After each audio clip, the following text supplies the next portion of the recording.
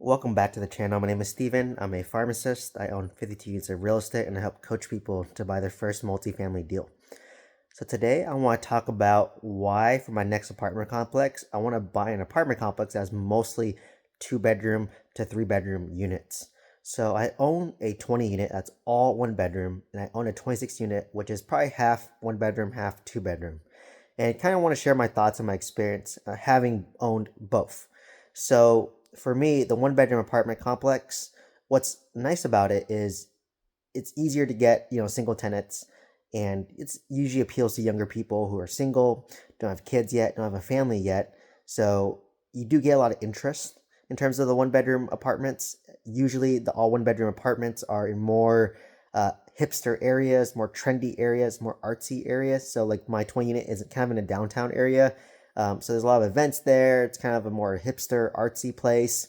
Associated with that might be a little more homeless, maybe a little more crime, a little more transience there, right? That just kind of comes with it, unfortunately. So what's nice is you always have demand, there's always need, but the downside I've experienced is more tenant turnover because these people are more transient. They are staying in 1 bedroom, so it's easy to like move around if you want to be in a different area. So because of that, my 20 unit, which is mostly 1 bedroom, has a lot more turnover compared to my apartment complex where there's 1 bedroom and 2 bedroom. And the reason for that could be maybe it's a couple living in a 1 bedroom together. Maybe they're planning to have kids and they need a bigger space, so they want to upgrade to a 2 bedroom. So if you have an apartment complex that has 1 bedroom and 2 bedrooms, they can transition from the 1 bedroom up into your 2 bedroom if they want more space. So you're not really losing a tenant, but they're more staying within your apartment complex. Versus because it's all 1 bedroom, they would have to leave to go somewhere else if they want to, you know, upgrade and get a bigger place and have more room and space as they anticipate their growing family. So because of that, the 1 bedroom does have more turnover, and when you have tenant turnover, you have to do rent readies for their unit, either do paint, do touch up, do some repairs.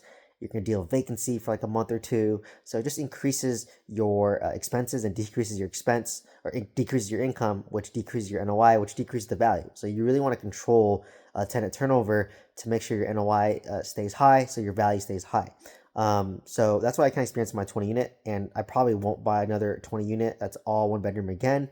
And as I said in other videos, if I were to sell an apartment, it'd probably be my 20 unit, which is all 1 bedroom. And if I were to sell it, I could 1031 exchange it up to a different apartment, or I could sell it and pay off my 26 unit. So my 26 unit has a little bit less turnover because I have 1 and 2 bedroom options. So it appeals to people who are single or a couple, and it also appeals to those who have like a family. So you can have a family of two, 3 or 4. So maybe they have like 2 young kids or 1 young kid, and it's still very reasonable, still very affordable. Once you get into the 3 bedroom range, you might be competing against townhomes or single family homes. So for me, I think kind of the sweet spot, it's been about 2 bedrooms. So the apartments I'm looking for now are actually going to be predominantly, I want like predominantly mostly 2 bedroom, right? I don't mind a 50-50 split, but to kind of balance it out, I kind of want another apartment complex where it's actually mostly 2 bedrooms. So if it's like a 30 unit, I don't want at least 20 of it to be a 2 bedroom. Maybe there's a couple, maybe a 2 or 3 bedrooms, and then some 1 bedrooms. So I don't mind that mix, but I want something like my ideal one would be like mostly 2 bedrooms, maybe a few 3 bedrooms, and then a handful of like 1 bedroom. So that's why I'm kind of targeting in Oklahoma City right now. So I came across like 3 deals in Oklahoma City, and these deals are on Zillow and a little bit overpriced in my opinion. But I texted the broker, and basically he has a 28 unit, a 29 unit, and a 40 unit for sale currently. And one of the units, I think it's more like in the downtown area of Oklahoma, and so it's more hipster, more artsy, more bars. Appeals to like younger audience like myself, like millennials to Gen Zs. Um, and one of them, it's all 1 bedroom. So like once again, I'm kind of turned off by that because I want something that has 2 bedrooms, so it appeals to a wider demographic, and it gives people the opportunity to upgrade from the 1 bedroom to the 2 bedroom, and I think it has less turnover. So that one, obviously I'm still gonna get the financials. If I'll buy a great deal, if I can get a great price, by all means I'll buy it. But knowing me now, if I had to pick, I would. There's one that it was I think a 28 unit, and it was mostly 2 bedroom. So that would be my sweet spot because I just want 2 bedroom, more family oriented, and it gives people a little bit more space.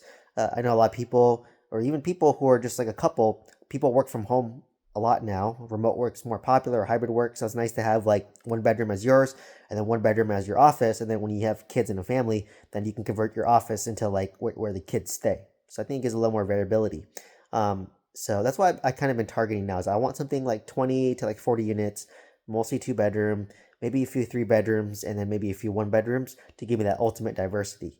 So if that's my golden criteria right now. If I wanted to buy another apartment complex, if I can find a good deal like that, I would happily cash out refinance my 26 unit, strip out my down payment, strip out my renovation cost, strip out a little money on top of that, lower my cash flow on that property because my debt is higher now, and then use that money to go buy another apartment complex that's predominantly 2 bedroom. So that's kind of my goal. I'm not in a rush, but I'm really stoned in on my criteria and what I want to buy.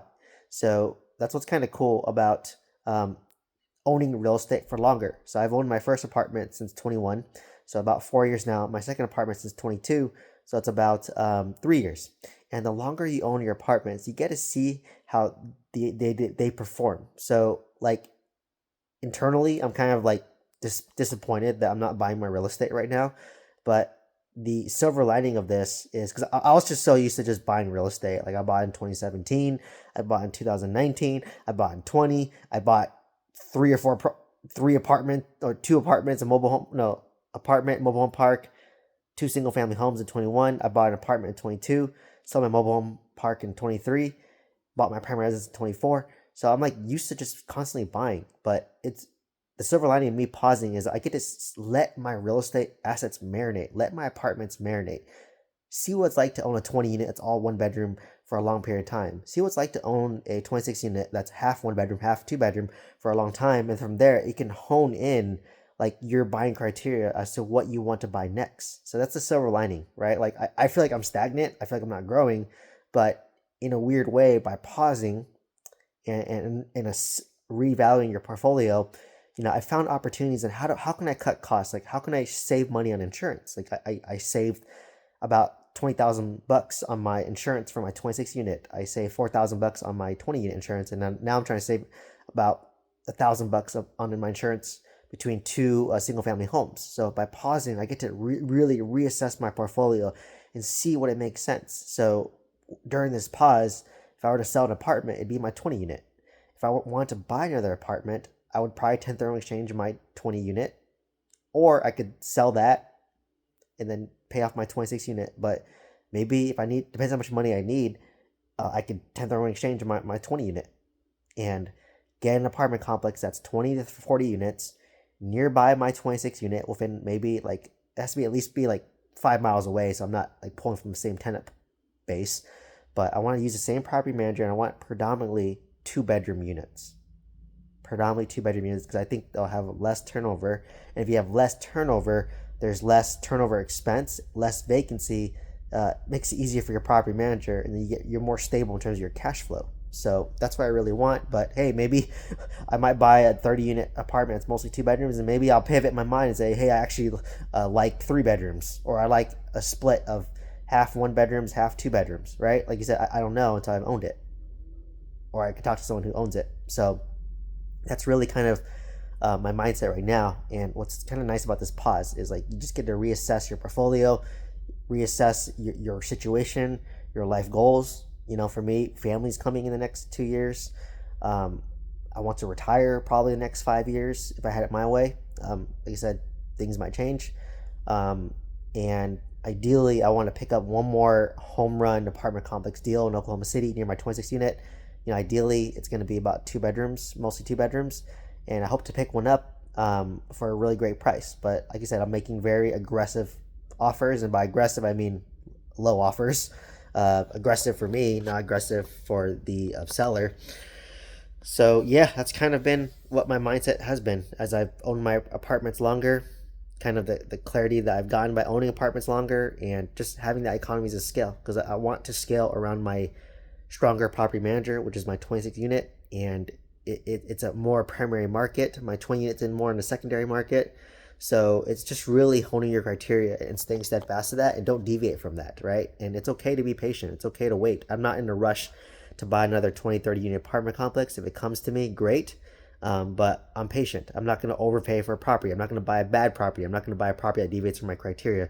It has to be a good property. It has to be a home run deal, right? So this is the patience that I have, and why you become a better investor the less you need it. So it's kind of ironic. The less I need something, the better I am as an investor. So I don't need real estate right now, but because of that fact, I'm probably going to get amazing deals. Like I know I'm probably going to buy, I'm going to buy a couple of single family homes in Huntsville, Alabama, take over the loan subject to, do a seller carry second at 1% interest, and assume an amazing low interest rate of 3-4%, and still cash flow on that property. Like I know I'll get this deal with like no money out of my pocket. Like I know that's going to happen because I don't need the deal. But if I find a couple of these deals, that's all you need. Same with the apartment. I don't need to buy like one bad apartment a year or okay apartment a year. I'd rather just buy one good one every 3 years. So it's kind of a different mindset the longer you owned it. So anyways, hopefully it gives you some insight as to why I'm kind of favoring buying 2-bedroom apartments, or predominantly 2-bedroom apartments, versus like a 1-bedroom versus a 50-50 split. The longer I've owned my 20 unit, which is all 1-bedroom, the longer I own my 26 unit, it's like 50-50. I've just noticed that it's just less turnover in my 50-50 26 unit apartment complex, which has both 1-bedroom and 2-bedroom. So anyways, if you want to learn to buy your first apartment complex with some guidance, some mentorship, some coaching, click on my link tree down below. From there, you can see all my links. From there, you also can send me an email if you have questions about the mentorship. If you want a discount code for the mentorship, happy to give you that. Otherwise, I have a free newsletter, so please sign up for that. And hopefully you like, comment, subscribe. Let me know what questions you have. Hope to see you in the next one. Thank you so much.